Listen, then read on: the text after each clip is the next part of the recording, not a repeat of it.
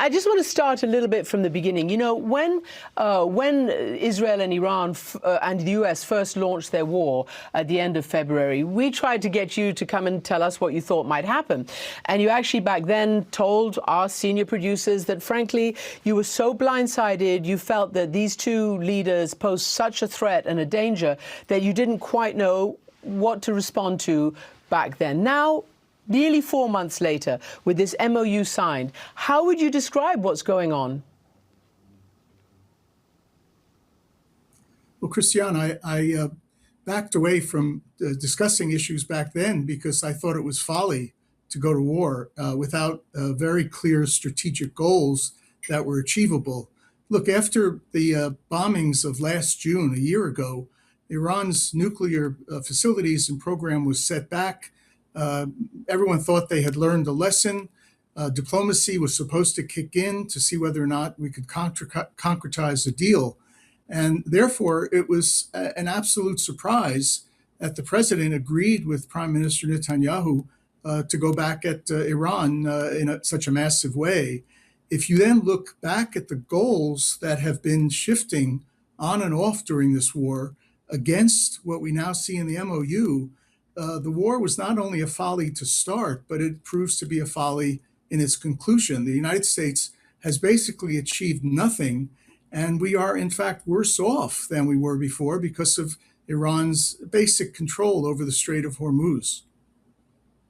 Ambassador, reporting by CNN White House correspondents suggested that this MOU was really designed to satisfy President Trump and, I guess, people around him who just wanted to get this over and they just wanted to end this. So that's one thing. You have said that it is essentially a memorandum of understanding of capitulation. Do you stand by that?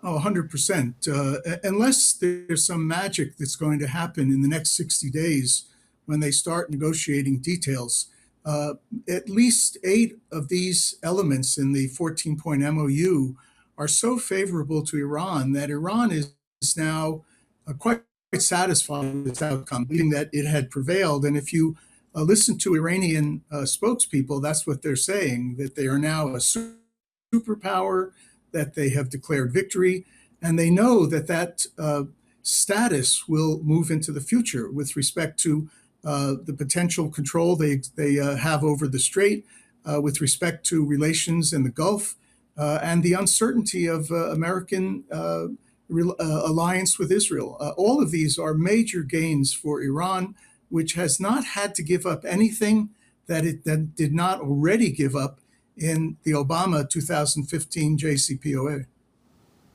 Let me just ask you, because you are so familiar with all of this. Both President Trump and all the Israelis say this is a much better outcome than what they call the sham of the JCPOA, that was just a cover for allowing Iran to actually build nuclear weapons, and that, et cetera, et cetera.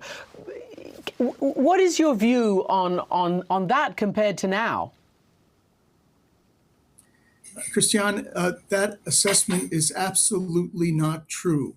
At the time, in 2015, even sober Israeli analysts said that the JCPOA was working, that Iran had handed over its enriched uranium, it had destroyed some of the facilities that were being used to enrich uranium, and it was abiding by the terms of the agreement. The argument against the JCPOA is that it didn't go far enough to cover missiles and Iran's other malign activities. Well, this MOU not only does not cover missiles, the president has said Iran has a right to have missiles. It doesn't cover anything about Iran's malign activities in the region, and it really doesn't do anything with respect to its nuclear program that had already been accomplished in 2015. So these spokespeople who are arguing that this is a better deal than JCPOA, frankly, do not know what they're talking about.